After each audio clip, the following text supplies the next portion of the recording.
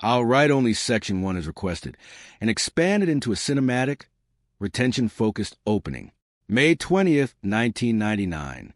The smell reached them before the truth did. A group of South Australian police officers stood outside an abandoned bank in the tiny farming town of Snowtown. It was the kind of place where nothing seemed capable of producing headlines. Fewer than 500 people lived there. Wheat fields stretched endlessly beyond the horizon. Most residents knew each other by name. Yet that morning, detectives weren't there to investigate a robbery. They were hunting something far worse.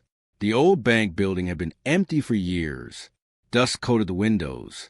Paint peeled from the walls. Nothing about it suggested that it was hiding one of the darkest secrets in Australian criminal history. Then investigators reached the vault. At first, it was only a faint odor leaking through the cracks around the heavy steel door. A strange smell. Chemical. Rotten. Wrong. The kind of smell that triggers instincts older than memory. The officers exchanged glances. Nobody spoke. When the lock was finally broken and the vault door creaked open, the odor exploded outward. Several investigators immediately stepped back. The air itself seemed contaminated. Inside the darkness sat 6 large blue plastic barrels. Nothing moved. Nothing made a sound. The barrels simply waited. One detective approached cautiously. Another lifted a flashlight. The beam cut through the darkness and landed on the first barrel. No labels. No markings. No explanation. Just a sealed plastic container hidden inside a forgotten vault in the middle of nowhere. The lid was pried loose. For a moment, nobody understood what they were seeing. Then reality settled in. Human remains, floating inside a mixture of liquid and chemicals. Body parts, skin, bone, flesh suspended in acid. The room fell silent. This wasn't one victim. This wasn't even multiple victims. This was something else. Something organized. Something deliberate. The second barrel was opened. Another body, dismembered, partially dissolved. The third barrel revealed more remains. Then a fourth, a fifth, a sixth. With every lid removed, the scale of the horror grew larger. By the end of the search, investigators realized they were standing in the presence of a crime scene unlike anything Australia had ever seen. 8 human bodies had been hidden inside 6 barrels. Some victims had been compressed together. Some had been mutilated beyond recognition. Others had spent so long submerged in acid that identifying them would become a forensic nightmare. The questions came immediately. Who were these people? Who had done this? Why preserve bodies in acid? Why transport them into an abandoned bank vault? And perhaps most disturbing of all, how had nobody noticed? Snowtown was small. People noticed unfamiliar cars.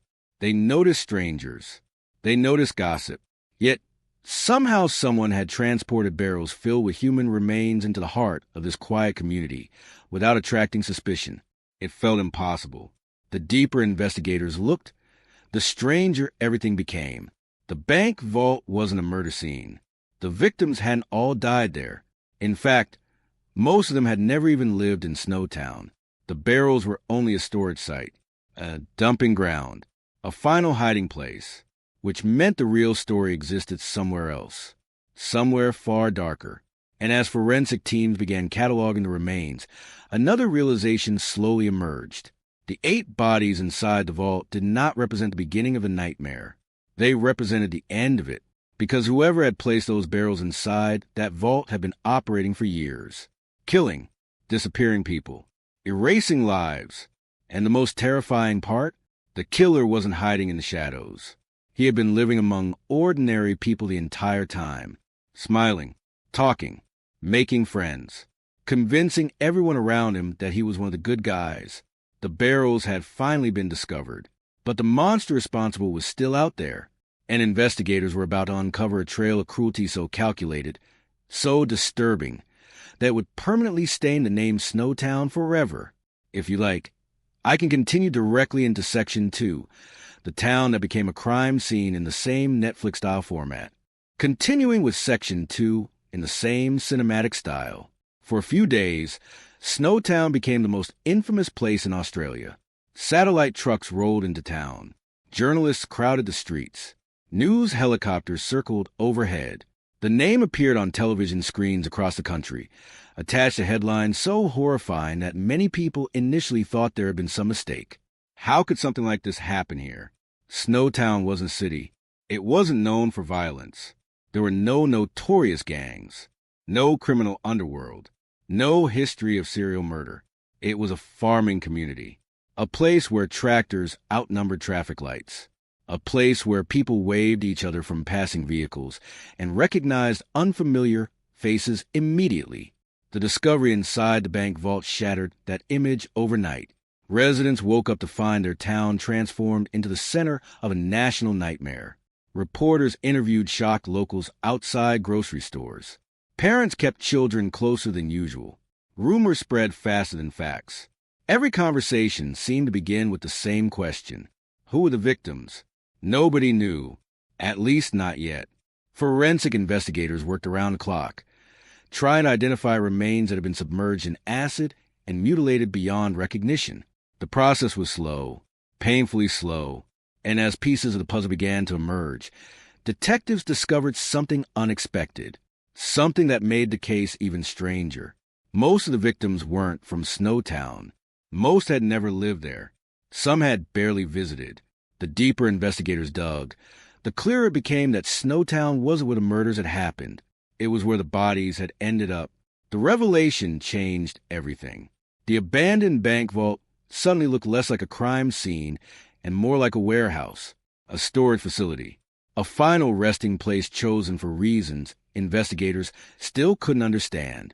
That raised an even more disturbing possibility. If the victims hadn't been killed in Snowtown, then where had they been killed? And who had gone to such extraordinary lengths to transport their remains more than 100 kilometers into a quiet farming town? Nothing about it made sense. Serial killers usually hide bodies close to where they kill. Criminals don't typically move evidence across large distances unless they have a reason, a very specific reason. Detectives believe that reason was buried somewhere in the victims' identities. The answer wasn't in Snowtown. It never had been. The town had simply inherited the horror. The real story was waiting elsewhere, far from the wheat fields, far from the abandoned bank, far from the place that would eventually lend its name to one of the darkest criminal cases in Australian history.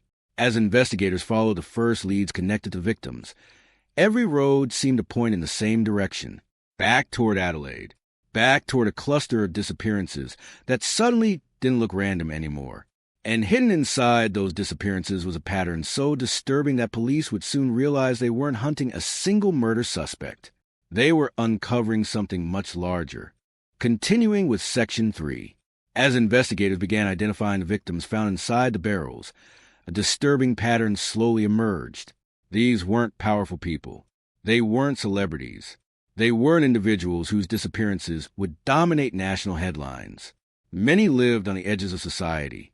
Some struggled with mental illness. Some lived with physical or intellectual disabilities. Others battled addiction. A few were estranged from their families. Several had almost no support network at all. Individually, each disappearance seemed tragic. Together, they were beginning to look terrifying. One missing person could be explained. Two might be coincidence. But detectives were now staring at a growing list of vanished people whose lives appeared connected by one unsettling detail. They were vulnerable. The realization sent investigators back through years of old reports, missing person files, witness statements, unanswered questions, cases that had quietly faded from public attention. At first glance, the files looked unrelated. Different ages, different backgrounds, different circumstances. Some had disappeared after telling friends they were moving away. Others simply stopped answering calls. A few seemed to vanish without warning. Nothing connected them. At least, nothing obvious. That was precisely why nobody had noticed. The disappearances had occurred over years, not months. Each case had been investigated separately. Different officers, different jurisdictions, different assumptions. Life moved on. People moved away all the time. Relationships ended. Families drifted apart. The explanation seemed simple, until it wasn't, because buried inside those old reports was another strange detail. Many families continued receiving messages long after their loved ones had supposedly disappeared. Phone calls, voicemails, messages passed through friends, occasional reassurances that everything was fine. One person was said to be traveling. Another had supposedly started a new life elsewhere. Someone else claimed they needed space and didn't want contact. The explanations varied, yet they all produced the same result. Questions stopped. Searches faded. Hope lingered. For grieving families, those messages became lifelines. Proof that their loved one was still alive somewhere. Maybe they would return one day. Maybe they just needed time. Maybe there was nothing to worry about. Years passed this way, waiting, wondering, believing. Detectives couldn't stop thinking about those messages. Something about them felt wrong. Too convenient. Too perfectly timed. Every time concern began to grow, another message appeared. Every time suspicion threatened to surface, someone reassured worried relatives that everything was okay. The pattern repeated again and again. It was almost as if somebody understood exactly how to keep people from looking too closely. And if that was true, it meant the disappearances weren't random at all. They were being managed, controlled, directed by someone who understood how to manipulate not only victims, but entire families. The investigation was no longer focused solely on the bodies and the barrels. Detectives were now searching for the invisible hand connecting years of disappearances. Someone had been erasing people. Someone had been creating believable stories after they vanished. Someone had been convincing families to stop asking questions. Then forensic timelines began arriving. Dates, identification results, estimated times of death. And suddenly, the messages took on an entirely different meaning, because investigators discovered something impossible. Some of the people who had supposedly contacted their families had already been dead when those messages were sent. Not days later, not weeks later. In some cases, months later. The voices were real. The words sounded authentic. The families had believed every second of them, which left detectives facing a chilling new question. If the victims weren't sending those messages, who was? Continuing with Section 4. The deeper investigators dug, the more one name kept appearing. Not in police databases. Not in criminal intelligence reports. Not on any list of dangerous offenders. It surfaced in conversations, neighborhood memories, casual remarks from people who knew him. Again and again, witnesses described the same man. Friendly, helpful, protective, the kind of person you'd trust around your family. His name was John Bunting, and almost nobody saw him coming. Long before detectives would identify him as the architect of one of Australia's most horrific murder sprees, he was simply another face in suburban Adelaide, a neighbor, a co-worker, a familiar presence. Nothing about him screamed serial killer. That was part of the problem. The most dangerous predators rarely do.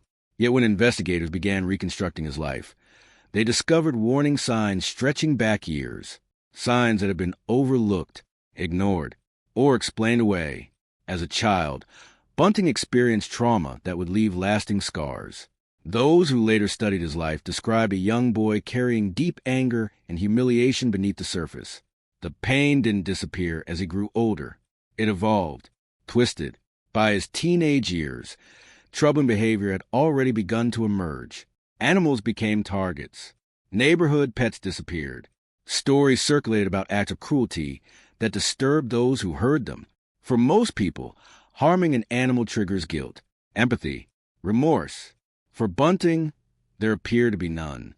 Only fascination, control, curiosity about suffering. Years later, he found work in an abattoir, a slaughterhouse. The environment suited him. While many employees viewed the work as unpleasant necessity, Bunting reportedly embraced it. Blood didn't bother him. Death didn't disturb him.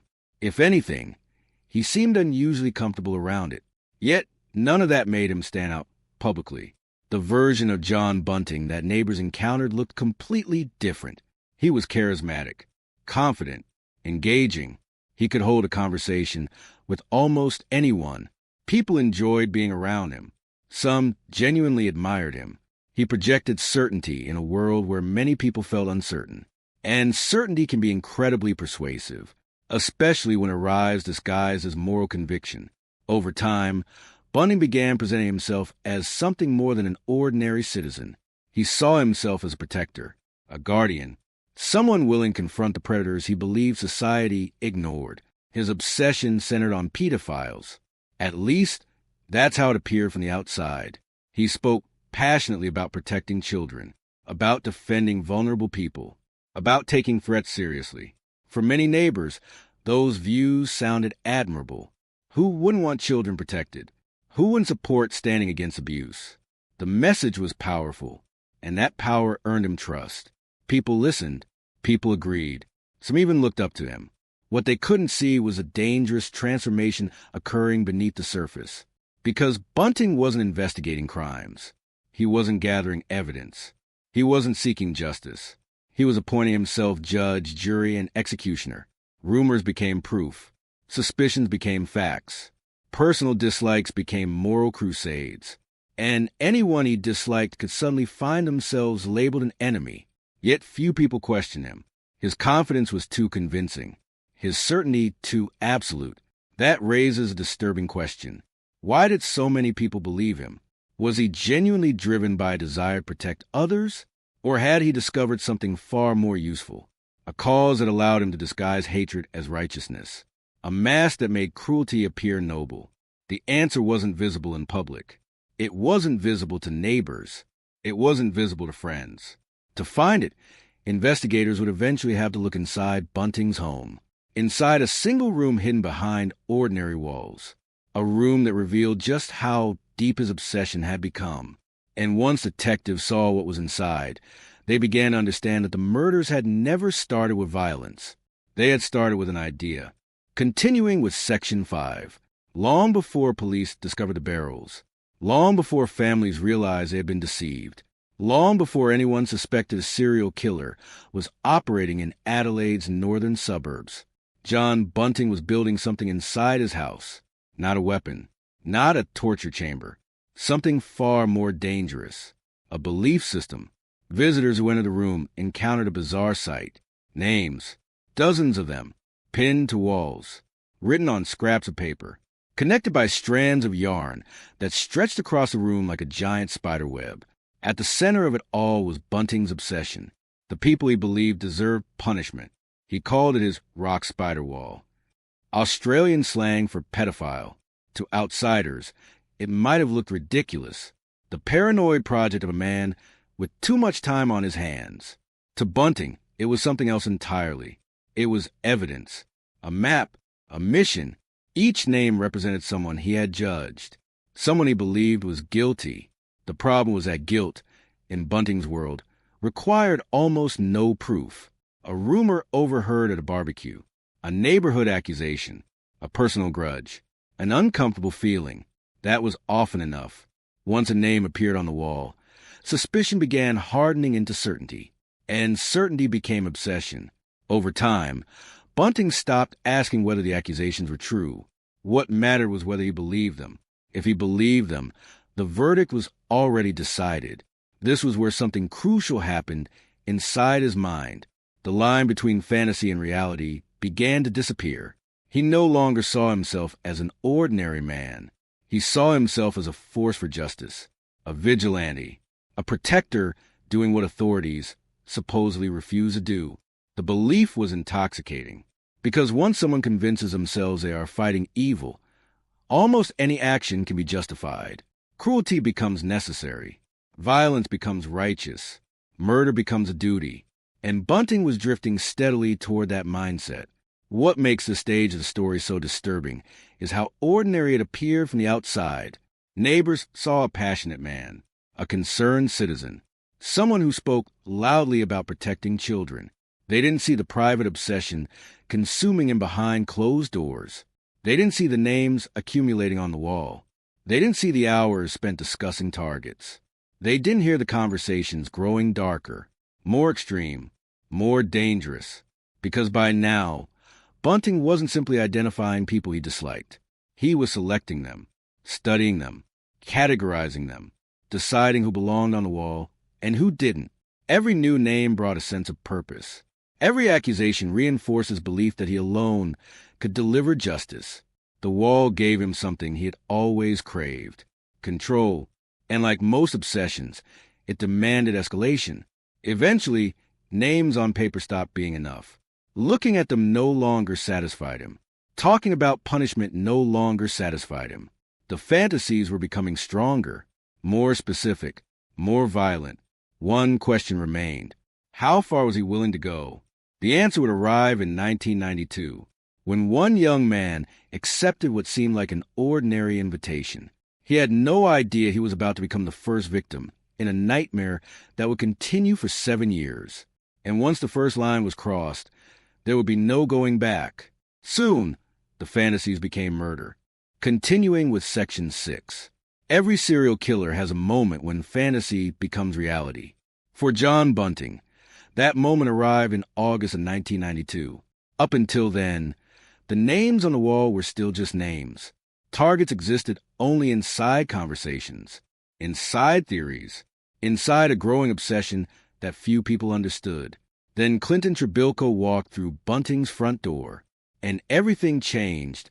Clinton was 20 years old, young, trusting, living his life with no reason to believe he was in danger. Like many people who crossed paths with Bunting, he entered the situation believing he was among friends. There were no warning signs, no dramatic confrontation, no indication that he had been selected for something far darker than an ordinary visit. What happened next would set the template for everything that followed. At some point inside that house, the accusations began. Claims, rumors, judgments, the same type of allegations that had filled the rock spider wall. Whether Clinton understood what was happening in those final moments is impossible to know. What investigators would later determine is that he never left alive. The violence was sudden, decisive, and irreversible. For Bunting, the murder represented more than the death of a human being. It was an experiment, a test, a question he had been building toward for years. What would happen if he acted on his beliefs? What would happen if he delivered the punishment he thought society refused to carry out? The answer came quickly. Nothing happened. No immediate arrest. No police raid. No public suspicion. No consequences. The world kept turning. And that may have been the most dangerous moment of all, because killers often learn from their first crime. Some learn fear. Others learn caution. Bunting learned confidence. After Clinton's death, efforts were made to conceal what had happened. The body was hidden. The evidence disappeared.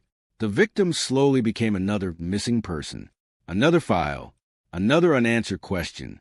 As days turned into weeks and weeks into months, Bunting watched something remarkable unfold. People moved on. Investigators had no clear suspect. Friends searched for explanations. Life continued exactly as it had before. For the first time, he experienced the intoxicating realization that he might actually get away with murder. The discovery altered something inside him. The wall of names no longer represented possibilities. It represented opportunities. If one victim could disappear without consequences, why not another? And another? The logic was horrifyingly simple. Each successful deception reinforced his belief that he was untouchable. Each passing month strengthened the fantasy that he alone could decide who deserved to live and who deserved to die. The murder wasn't merely a crime. It was proof of concept, proof that his self-appointed mission could become reality. That realization transformed Bunting from a man obsessed with punishment into a man willing to kill repeatedly. Yet even then he faced a limitation. One person can only do so much alone. One person can only control so many victims. One person can only hide so many secrets. To continue, he needed something else. Something every cult leader, every manipulator, and every predator eventually seeks. Followers. People who would believe him. People who would obey him. People who could be convinced that murder was justice. And somewhere in Adelaide's northern suburbs, John Bunting was about to find exactly those people.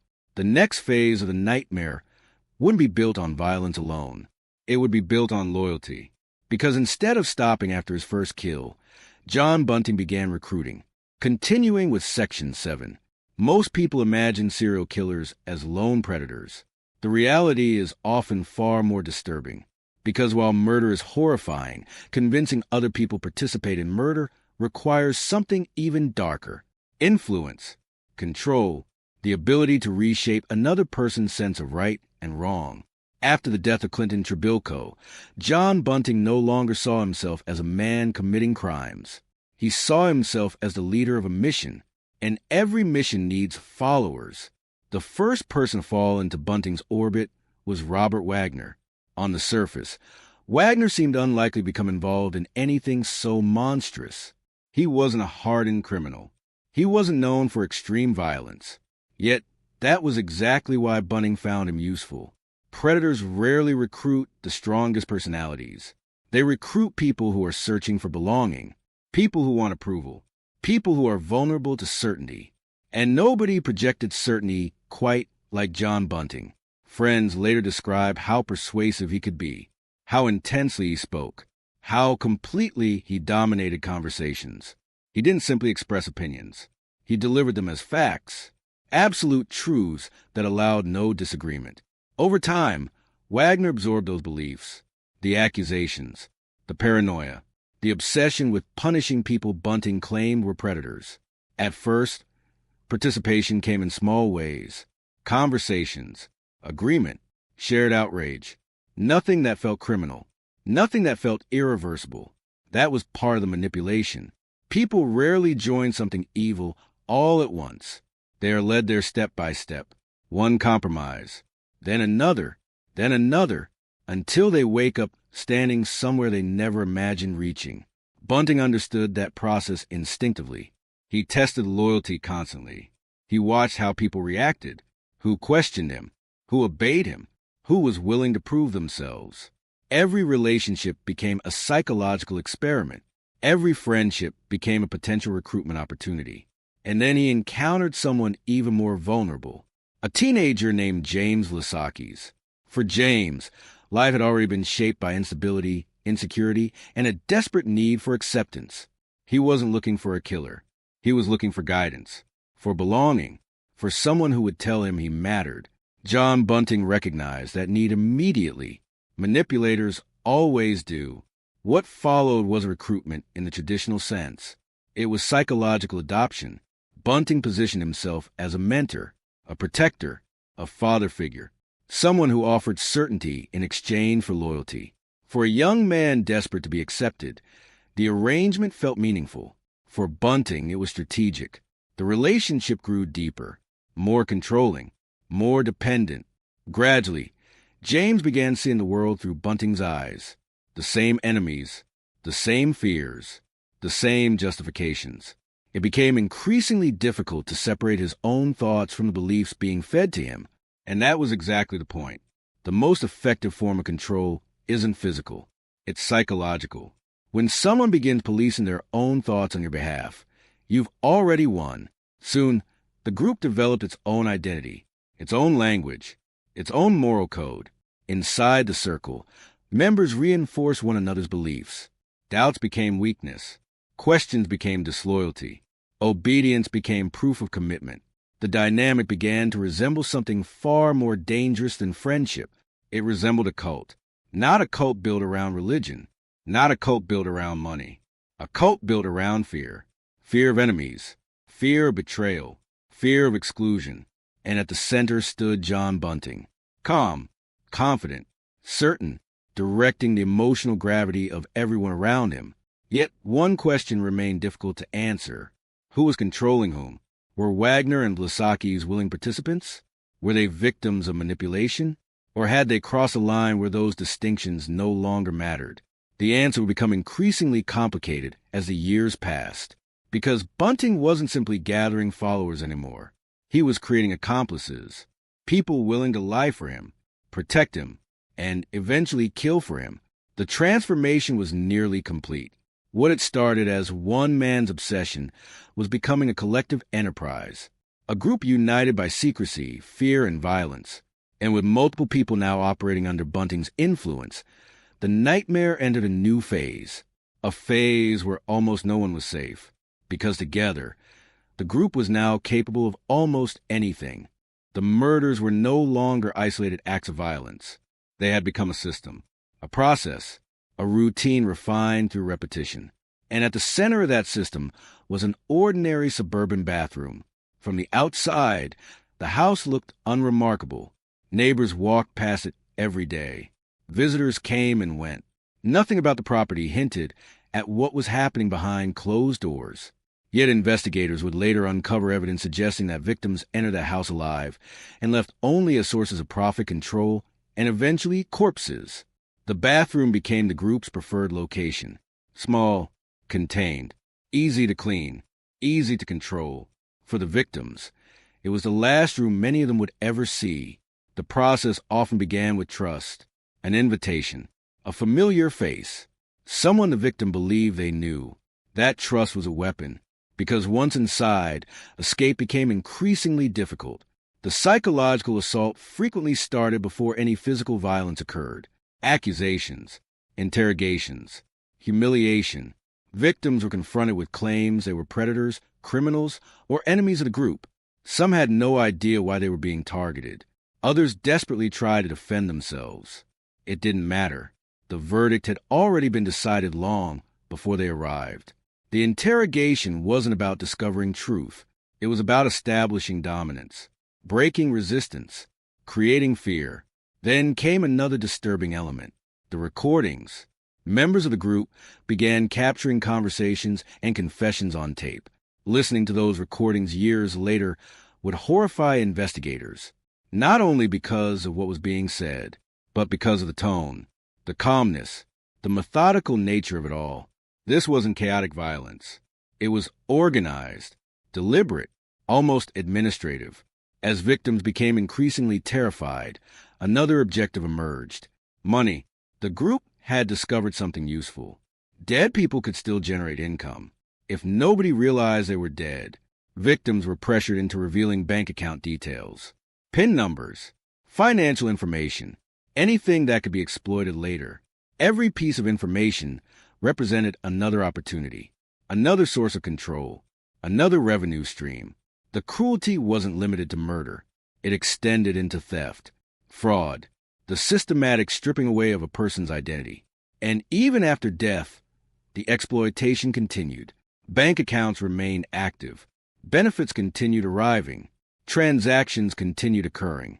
To the outside world, victims appeared alive. Their financial footprints kept moving. Their records kept updating. Their lives appeared to continue, which created a terrifying illusion. The illusion that nothing was wrong. Families received reassurances. Friends heard explanations. Someone claimed the victim had moved away. Someone else said they needed privacy. Occasionally, messages appeared that seemed to come directly from the missing person. A phone call, a greeting, a brief update, just enough to calm concerns, just enough to delay suspicion.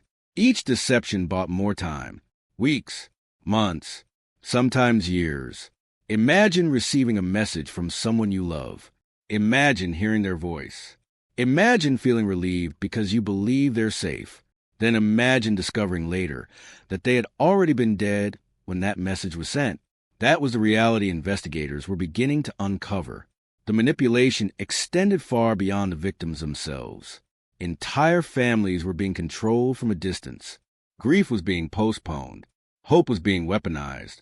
And because the victims often lived on the margins of society, the disappearances rarely generated immediate urgency. The system kept working. Again, and again, and again.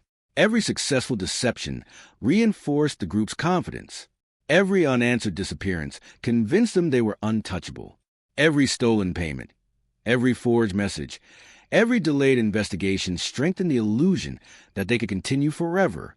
But evil systems rarely remain stable. Success breeds confidence.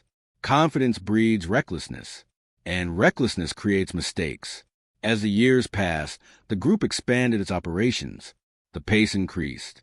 The secrecy deepened. The violence escalated. The people around John Bunting had become desensitized to horrors that once would have shocked them. Murder was no longer extraordinary. It was becoming routine. And that was perhaps the most frightening transformation of all. Because once killing becomes routine, the barriers disappear. The hesitation fades. The numbers grow. Soon, the carefully controlled nightmare will begin accelerating beyond anything even investigators could imagine. And with every new victim, the group moved one step closer to the discovery that would finally bring everything crashing down. The body count was about to rise faster than ever before. By the time investigators fully understood what they were dealing with, the list of victims had already grown beyond what any one person could easily comprehend. 12 lives, 12 futures erased. But behind every number was a human being who once existed outside of this nightmare. Someone who laughed, someone who trusted, someone who simply wanted to live without fear. Michelle Gardner was one of them. She was described by those who knew her as quiet, gentle, and vulnerable in a world that rarely offered protection to people like her. She had moments of struggle, moments where life felt heavier than it should have, but she still tried to move forward, still tried to find stability, still tried to believe that people could be kind. That belief was exactly what made her vulnerable. Vanessa Lane carried a different kind of energy.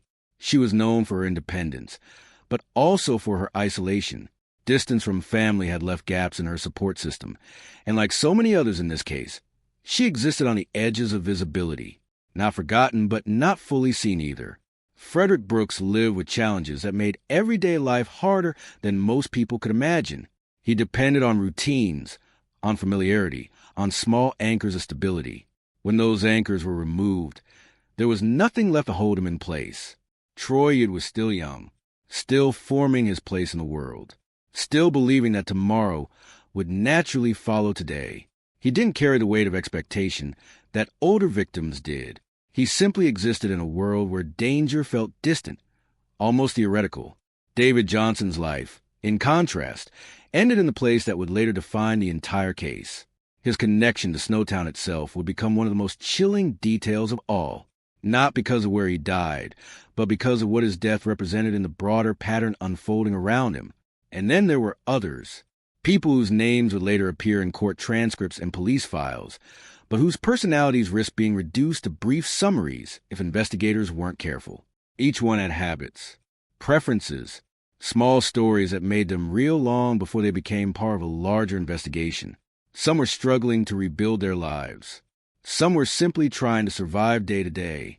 Some were looking for connection in places where connection was dangerously easy to exploit.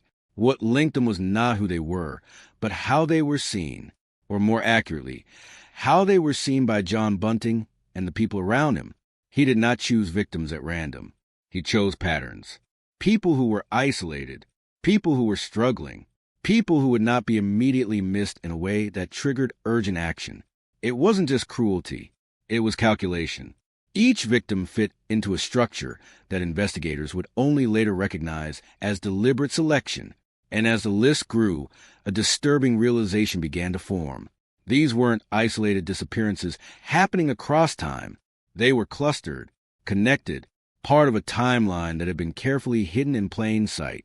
Families of the missing lived through a different kind of horror, not knowing, not understanding, holding on to fragments of hope that were slowly being shaped and reshaped by false reassurance.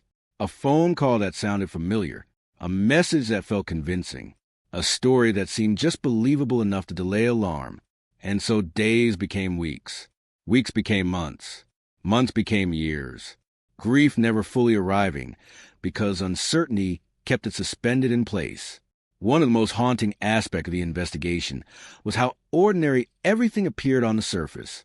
There were no dramatic public warnings, no obvious signs of mass panic, just quiet disappearances that slipped through the cracks of systems never designed to connect them. Each case remained separate in official records, separate investigations, separate assumptions, separate endings that were never actually endings, until the patterns finally began to align. And when they did, they revealed something far more disturbing than individual acts of violence. They revealed a network of control operating in silence, a system where human lives were not only taken, but managed afterward, their identities maintained long enough to avoid suspicion, their voices imitated long enough to preserve illusion, their absence disguised long enough to delay discovery. But even in systems built on deception, mistakes eventually emerge, tiny inconsistencies, Small fractures in the narrative, moments where reality fails to match the story being told. And in this case, one of those fractures would prove catastrophic for the killers, because one victim's death did not unfold according to plan. One disappearance did not align with the script they had carefully constructed, and that single deviation would become the first crack in a wall that had been built to conceal everything. A mistake had been made, and for the first time, the group had no idea just how far that mistake would take them. For years, the investigation had been circling something it couldn't yet see. Patterns were emerging, connections were forming, but the missing piece, the one that would finally force everything into focus, arrived in the form of a single disappearance that refused to behave like the others. Her name was Elizabeth Hayden. At first, there was nothing unusual about her case, just another missing person report, just another file added to a growing list of unanswered questions. But almost immediately, something felt different. Unlike earlier cases, Elizabeth's disappearance didn't fade quietly into ambiguity. It created friction. Conflicting accounts began to surface. People close to her gave explanations that didn't align. Timelines shifted depending on who was speaking. Details changed under pressure. Small inconsistencies at first, then larger contradictions. And investigators began to feel something they hadn't felt before. Resistance.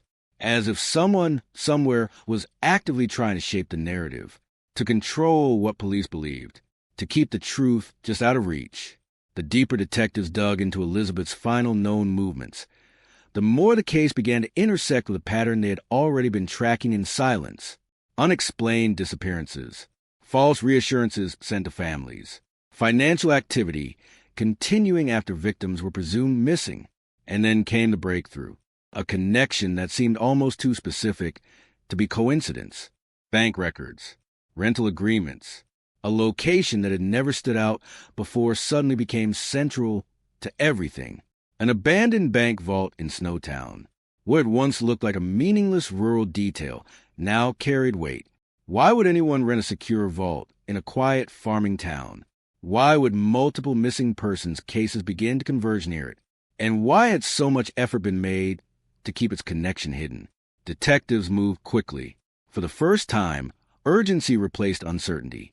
Search warrants were prepared. Surveillance teams were mobilized. Every detail surrounding the vault was examined with growing intensity. The picture forming in front of investigators was no longer fragmented. It was tightening, closing in, and as officers approached the site, they understood something critical. This was no longer about missing persons. This was no longer about scattered reports or unexplained absences. This was about evidence. Physical evidence. The kind that could confirm everything they had been suspecting, but unable to prove. The kind that could finally expose what had been happening behind closed doors for years. The bank stood silent as officers arrived. Weathered, forgotten, almost invisible in the landscape. But inside that structure, investigators believed they were about to find the center of everything. The final piece of a puzzle built from deception, manipulation, and silence. The vault door loomed ahead. Heavy, locked, impenetrable. Until now, a decision was made. Tools were brought forward. The lock was set. Metal began to give under pressure. The silence around the building felt heavier with each passing second, as if the structure itself was holding its breath, as if whatever was inside had been waiting for this exact moment. And then, with a final break in resistance, the lock began to fail. The vault was about to be opened, and nothing in the investigation would ever be the same again. Inside was the truth they had been chasing, but they had no way of knowing just how far that truth would go. The lock gave way with a sound that didn't feel real. Not metal breaking, not wood splitting. Something heavier, something final. For a brief second, the entire scene outside the vault felt suspended, like even the air had stopped moving, waiting to see what humanity was about to uncover. Detective Mark Ellison didn't step forward immediately. Neither did anyone else. Because sometimes in investigations like this, experience doesn't prepare you. It warns you. And everything about that moment was warning enough. The vault door slowly swung open. A breath of stale, trapped air rolled out into the corridor. Thick, Chemical. Wrong. Someone behind the line of officers instinctively covered their mouth. Another step back. No one said what they were thinking yet. Not out loud. Because once you say it, it becomes real. And inside that vault, reality was already broken. The first thing they saw wasn't bodies. It was barrels, stacked in silence. Industrial containers, dark plastic, sealed tightly. Lined up with an unsettling precision that didn't belong in chaos. It looked organized, deliberate, controlled, and that detail alone made it worse. Because chaos is emotional. This was something else. This was methodical. Ellison finally stepped forward, flashlight cutting through the dimness. The beam slid across the barrels one by one, revealing faint labels, hazard symbols, warning signs partially scratched away as if someone had tried to erase what they meant. A forensic technician behind him whispered, almost involuntarily, "No, no, no, no." Then came the smell, at first faint, then overwhelming. A chemical stench so sharp it burned the inside of the nose. Not decay in the usual sense. Something accelerated, artificial, industrial. One of the younger officers turned away and retched into the hallway. And still, no one had touched a single barrel, because they already knew, even before opening them, they knew the silence inside the vault wasn't empty. It was occupied. Ellison signaled slowly. Gloves on, masks up, every movement now careful, controlled, ritualistic, as if speed itself might trigger something irreversible. The first barrel was open with controlled twist of metal against plastic. A sound like resistance giving up. Then the lid came free. For half a second, nothing happened. Just darkness inside. Then the flashlight dipped lower. And the world inside that vault changed forever. There was a body, compressed, distorted, preserved in a way that no human mind was meant to process in real time. Not decomposed in the natural sense. Altered. The chemical solution inside the barrel had done its work. Flesh reduced, features blurred, identity stripped away by force rather than time. What remained was the outline of a person who had once lived, now suspended in an unnatural state, between evidence and erasure. Someone behind Ellison made a sound that wasn't quite speech, not quite human. The second barrel confirmed it wasn't an accident. Another body, then another, and another, each one sealed, each one hidden, each one placed with the same deliberate care, as if the act of disposal had been rehearsed. A forensic nightmare doesn't begin when evidence is found. It begins when evidence multiplies faster than comprehension. And that is exactly what happened inside that vault, because there wasn't just one victim. There wasn't just a few. There were more barrels than anyone had initially counted in the dim light. Too many. Ellison's flashlight trembled for the first time. Not fear. Calculation breaking down. A detective can process one body, two bodies, even three. But when the number stops being countable in the moment, something deeper fails. Perspective. One of the technicians began marking each barrel with chalk, whispering numbers under their breath, like a prayer trying to keep panic structured. 4, 5, 6, then silence. Then again, 7, a pause that lasted too long, because the next barrel wasn't visible at first. It had been pushed deeper into the back corner, partially hidden behind stacked containers. Almost like whoever arranged them didn't want it found too quickly. Almost like they expected someone would eventually come, and tried, in their own way, to delay the moment of discovery. When the 8th barrel was pulled forward, something shifted in the atmosphere. Not just horror, realization. This wasn't random violence stored away. This was inventory. Back in the hallway, news of the discovery began to leak outward in fragments. Radios crackled, phones vibrated. Word spread faster than official confirmation could contain it. Inside minutes, the site was no longer just a crime scene. It was becoming a symbol. Outside the building, reporters began gathering like stormwater, finding cracks in concrete. Cameras arrived before answers did. Questions multiplied without permission. Inside, investigators were still trying to understand what they were standing in. Then came the detail that changed everything again. The barrels weren't all the same. Different sizes, different sealing methods, slight variations in labeling. as if they came from different phases, different times, different decisions. And that single observation cracked open a far more disturbing possibility. This wasn't a single moment of violence. This was a process, a system, something that evolved, something that continued. Ellison stared at one of the labels longer than the others. The ink was faded, but still visible enough to suggest a coded marking system rather than names, not identities, categories.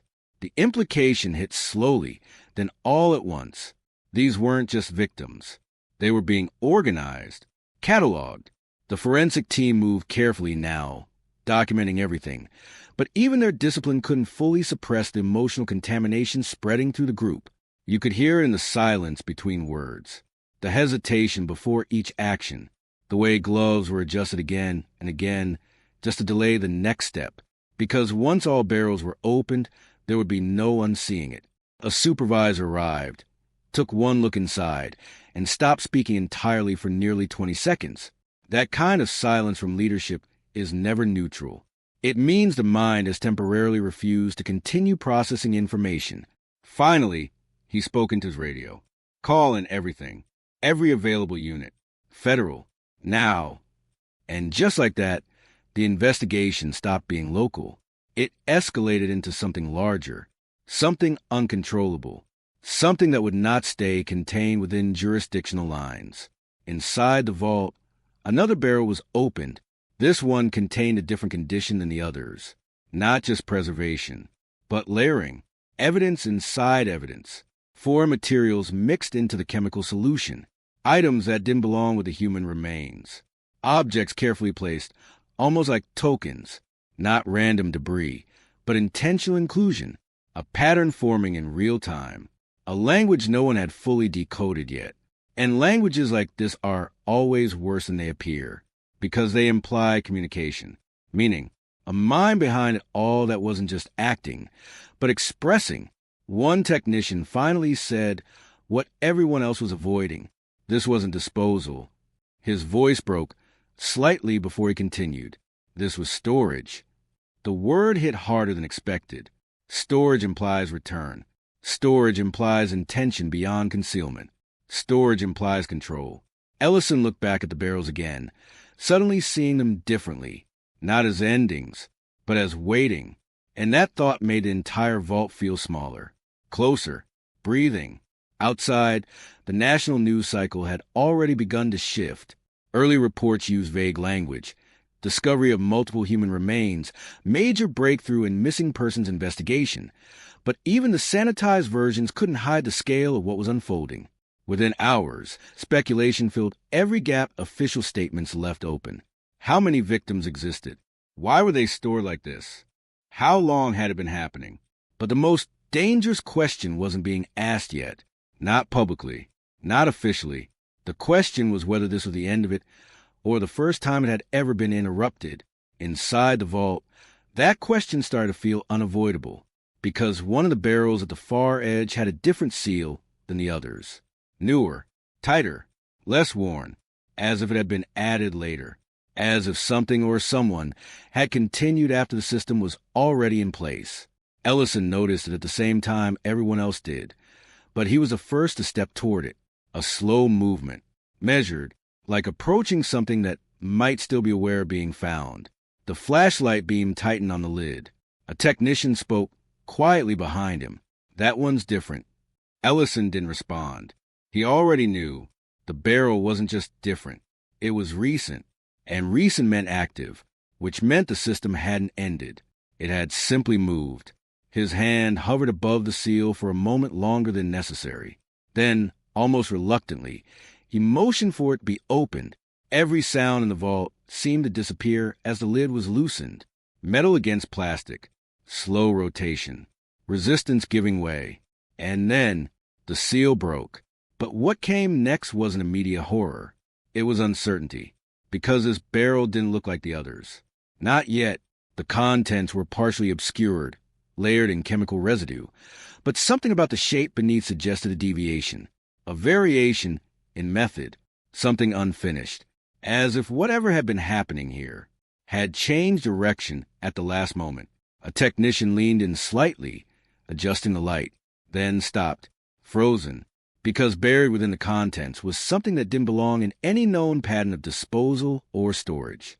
Something deliberate, something placed, not discarded, placed. And in that single distinction, the entire investigation shifted again, because it meant one thing above all others. Someone had been here recently enough to change what they were doing. And if that was true, then whatever they were doing was still ongoing. Ellison slowly straightened, the weight of realization settling into his posture. The vault was not a conclusion. It was a snapshot, and somewhere beyond it, something even larger was still in motion. The radios outside continued to buzz. The world continued to arrive. But inside that sealed space, surrounded by barrels that should not have existed in any civilized understanding of reality, one thought began to dominate every mind present. This was not the center of the story. It was only where it had been briefly exposed. And somewhere deeper in the system that created this place, something was still waiting. He didn't speak at first. Not because he didn't have words. Because for a long time, words felt like betrayal. James Lasaki sat in the interview room with his head lowered, shoulders tight, hands trembling away. He kept trying to hide under the table. He was young, too young for the weight that had been placed on him. But the age didn't matter anymore. Not in a case like this. What mattered was what he had seen. What mattered was what he had done. And what mattered most of all was who had led him there. Detectives had already been watching him for hours before he was formally arrested, not rushing. Not forcing, just waiting, because they knew something critical about cases like this. Truth doesn't come under pressure. It comes when the mind finally breaks its own silence. The arrest itself was almost quiet. No dramatic confrontation. No resistance. Just a slow realization on James's face that the circle around him had finally closed. That moment when denial stopped working, not because evidence is overwhelming, but because escape no longer feels possible. In the car, he didn't ask where they were taking him. He already knew, and somewhere between the station entrance and the interview room, something inside him shifted. Not courage, collapse. The first hour of questioning produced nothing useful. His answers were fragmented, defensive, drifting between confusion and selective memory. At times, he would go silent mid-sentence, staring at the table like he had forgotten what language was supposed to do. But it wasn't confusion. It was containment, a mind trying to keep something buried from surfacing all at once. Then the name was mentioned, and everything changed. John Bunting. The reaction wasn't loud. There was no outburst, no sudden confession, just a visible tightening across James's entire body, like the air had become heavier around him, like the name itself had physical weight. Detectives noticed immediately, because fear like that doesn't come from strangers. It comes from conditioning, from proximity, from repetition. The lead investigator leaned forward slightly. His voice stayed calm. "Tell us about him." James shook his head once. A small movement, not refusal. "Warning, don't," he whispered.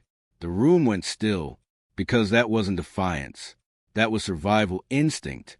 For a moment, it looked like he might shut down completely, withdraw back into silence, return to protected version of himself that had kept him functioning up to this point. But something inside him didn't let him. Maybe it was exhaustion. Maybe it was guilt finally outweighing fear. Or maybe it was a realization that silence no longer protected anyone. When he finally spoke again, his voice was different, lower, strained, as if each word had to pass through something heavy before reaching the surface. He didn't start with murder. He started with structure, control, how people came together, how trust was manufactured, how isolation was used like architecture, building walls around victims before they ever realized they were trapped inside something deliberate. And slowly, as his words continued, the investigation stopped being about events. It became about design. James described how influence didn't begin with violence. It began with permission, small permissions first, then larger ones, then irreversible ones, a gradual erosion of boundaries until the unacceptable no longer felt like a choice, but a condition of belonging. Detectives listened without interrupting, recognizing something chilling beneath his account. He wasn't just describing crimes. He was describing indoctrination. Then came the moment the timeline began to emerge. Not all at once. Fragmented at first. Out of order. Like pieces of something too disturbing for linear memory. Names surfaced. Places surfaced. And eventually, actions. He spoke about nights that blurred into each other. About decisions that didn't feel like decisions. About moments where saying no was no longer an option that existed in any meaningful way. Each detail pulled the case further away from uncertainty and closer to something far more disturbing. Systematic behavior, not isolated incidents. A sequence, a progression, a pattern that repeated with chilling consistency. One of the detectives eventually asked a question everyone was thinking, but no one wanted to say directly. How many? James froze. For a long time, he didn't answer. His eyes stayed fixed on the table, as if looking up might make what he was about to say more real. When he finally spoke, his voice broke slightly. More than you think. That answer did not satisfy anyone in the room, because it wasn't a number. It was a warning. The interview stretched into hours, then into something resembling exhaustion rather than interrogation. James's statements became more detailed as the psychological barrier inside him continued to erode. Once the first layer broke, the rest followed faster than anyone expected. He described how certain events were never spontaneous, how victims were chosen, how trust was tested, how fear was introduced gradually, like a process that had been refined over time. And the most disturbing realization came not from what he said, but from how naturally he said it, as if he had lived it long enough for it to stop sounding extraordinary. At one point, a detective paused the recording, not for legal reasons, for comprehension, because the timeline emerging from James Lasaki's was not just confirming suspicion. It was expanding the scope of the entire investigation beyond what had previously been assumed possible. The case was no longer a sequence of crimes. It was beginning to look like a network of sustained acts spread over time, shaped by influence, reinforced by fear, and hidden behind layers of control that extended far beyond a single individual. When the recording resumed, James leaned forward slightly. His voice dropped further, and what he said next changed the direction of everything. There were others, he said quietly. A pause. They weren't all the same. Another pause, and not all of them started the same way. That was the moment the detectives understood the true weight of what they were dealing with, because if his confession was accurate, then what they had uncovered in the vault wasn't the end of the story. It was only a fraction of it. Outside the room, the case file was already expanding. New teams being assigned, new jurisdictions alerted, new pressure building from levels far beyond local command. Inside, James sat back slowly, as if the act of speaking had drained something irreversible from him. And yet the most important question still hung in the air, not about what had happened, but about how far it actually went. Because somewhere in his testimony, buried between fragments of memory and carefully reconstructed timelines, there were gaps he refused or was unable to fill. And those gaps were beginning to look larger than everything he had already revealed. As the session finally ended, the lead detective switched off the recorder. The silence that followed felt heavier than anything James had said. Before being taken out, James hesitated at the door, just for a second. Then he spoke without turning around. "They won't believe all of it," he said. And then he was gone, leaving behind a room full of recordings, and a case that was only just beginning to reveal what it truly was. The courtroom was silent in a way that didn't feel natural. Not empty, controlled, like everyone inside had collectively agreed to hold their breath without speaking about it. This was no longer just a trial. It was containment, of evidence, of emotion, of something far larger than the room itself. And when the prosecution rose, there was no dramatic flourish, just a slow, deliberate arrangement of facts that had already been waiting too long to be spoken aloud. Photographs were projected first, not shown immediately to the jury, but to the record, the barrels, the vault, the chemical residue. Each image landed with a dull, irreversible weight. No sound effects, no commentary, just silence filling in where words failed. Then came the DNA evidence. A forensic specialist stepped forward, voice steady but restrained, describing matches that link remains to missing persons reports that had once been dismissed as uncertain, incomplete, or unconnected. Each confirmation tightened the invisible net around the narrative the defense could no longer untangle. One by one, identity restored through science, and stripped again through context. A juror shifted in their seat. Then another, not dramatically, not visibly distressed in the way people expect from television portrayals of justice. This was different. This was internal recalibration, the moment when the human mind begins to adjust its understanding of reality in real time. Then the recordings were introduced. The courtroom changed temperature instantly, because voices are harder to dismiss than photographs. They bypass logic. They bypass argument. They enter memory. The audio wasn't played all at once. It came in fragments, carefully selected sections that built a psychological architecture of their own. Names spoken, plans discussed, moments of casual conversation that now carried the weight of irreversible consequence. And through it all, a pattern emerged, not chaos, but structure, a rhythm of control that made the entire room feel like it was being forced to understand something it did not want to fully accept. The defense objected at intervals, but the objections felt procedural rather than persuasive, like a door being closed after the house had already been entered. Then came the barrels. Not physically, of course, but through forensic reconstruction, diagrams, and testimony that mapped the discovery in clinical detail. The way they were arranged, the chemical composition, the deliberate staging. Each explanation removed another layer of ambiguity, and with each layer removed, the courtroom grew heavier, not louder, heavier. When survivor testimony was finally introduced, the atmosphere shifted again. A woman entered the witness stand slowly, as if each step carried memory with it. She did not look at the accused immediately, not because she was avoiding him, but because she had already learned what looking directly at certain kinds of people does to the body. It changes breathing. It changes thought. It changes time. Her voice was steady at first, carefully controlled, but as she spoke, fragments of fear resurfaced in the pauses between sentences. Not theatrical, not exaggerated, just real. She described manipulation that did not begin with violence, but with familiarity. Trust built where trust should never have existed. Safety used as a doorway instead of a shield. And when she finally looked toward the dock, the courtroom held still, because the emotional distance between witness and accused collapsed in that moment. Not legally, humanly. Then came the man at the center of it all. The accused sat without visible reaction, no shifting, no denial, no visible attempt to engage with what was being said about him.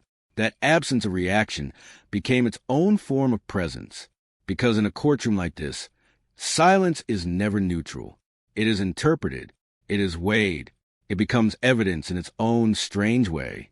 When asked to respond, his answers were minimal, controlled, detached, no remorse, no emotional fluctuation that the jury could anchor to. Just statements that felt like they were designed to exist in a different emotional universe than the one unfolding around him. That contrast did something subtle but irreversible to the jury. It removed uncertainty. Not about facts, about interpretation. The final submissions from prosecution and defense blurred into one another as fatigue and emotional saturation took hold. The case was no longer something being explained. It was something being endured. Outside the courthouse, crowds had already formed, not in protest, not in celebration, but in fixation. People watching screens, refreshing feeds, waiting for resolution as if it were a broadcast event rather than a legal conclusion to human devastation. Inside, the jury was taken away for deliberation, and for the first time in weeks, the entire courtroom stopped receiving information. No evidence, no testimony, no analysis. Only waiting. Hours passed in a way that felt compressed. Time losing its usual structure. Reporters speculating in low tones outside. Families holding on to silence that had become habitual. Then, finally, the jury returned. The room stood as one. The foreperson held the paper with a stillness that suggested understanding its weight. A breath. A pause that stretched longer than comfort allowed. And then, The word that would decide everything began to form. But before it could be fully spoken, before the verdict could settle into reality, the room itself seemed to tighten. Not physically, psychologically, because everyone present understood the same thing at the same moment. Whatever was about to be said would not end the story. It would only define its next shape. The four persons stood at the center of the courtroom like time itself had narrowed down to a single breath. No one moved. No one even seemed willing to blink too quickly, as if that might interrupt the moment before it fully formed into reality. The paper in their hands trembled slightly, not from doubt, but from the weight of being the final voice in a room already saturated with every possible form of evidence. Then the words came. Guilty. The first count landed like a door closing. Then another, and another. Each repetition stripped away another layer of uncertainty until there was nothing left for interpretation, nothing left for debate, nothing left for the human mind to soften into ambiguity. Guilty, guilty, guilty. By the time the final count was read, the word no longer felt like language. It felt like conclusion itself had taken physical form. Across the room, there was no celebration, no visible relief, only a collective exhale that seemed to arrive too late, as if everyone had forgotten how long they had been holding their breath. Sentencing followed, and the judge's voice carried a weight that was almost clinical in its restraint. Life imprisonment. No possibility of parole for decades. The law translating horror into structure. Order imposed over something that had once existed outside it. The accomplices followed in sequence, their sentences varying, but all converging toward the same destination. Time stripped of freedom, reduced to consequence. Each ruling landed with less spectacle than people expected, because justice in its final form is rarely dramatic. It is final, and finality is quiet. In the gallery, families of victims held each other in ways that did not need explanation. Some cried without sound. Others stared forward as if trying to locate something beyond the room itself, something that could never be restored, no matter how precise the verdict. There was no perfect closure, only recognition, only acknowledgement that the world had finally been forced to name what had happened. When the accused were led away, there was no resistance, no final statement that could reframe the narrative, no last attempt at control, just movement toward consequences that had been building for years. And yet, even as the courtroom began to settle into exhaustion, something remained unresolved, a lingering weight that no sentence could fully absorb, because justice had been delivered, but understanding still felt incomplete. As the judge prepared to adjourn, a final question emerged, not from the bench, not from the defense, not from the prosecution, but from the space between what was proven and what was still missing.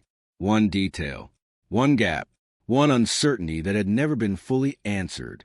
And in that silence, as the courtroom slowly began to empty, that question remained suspended in the air, as if the story, even after judgment, still wasn't finished.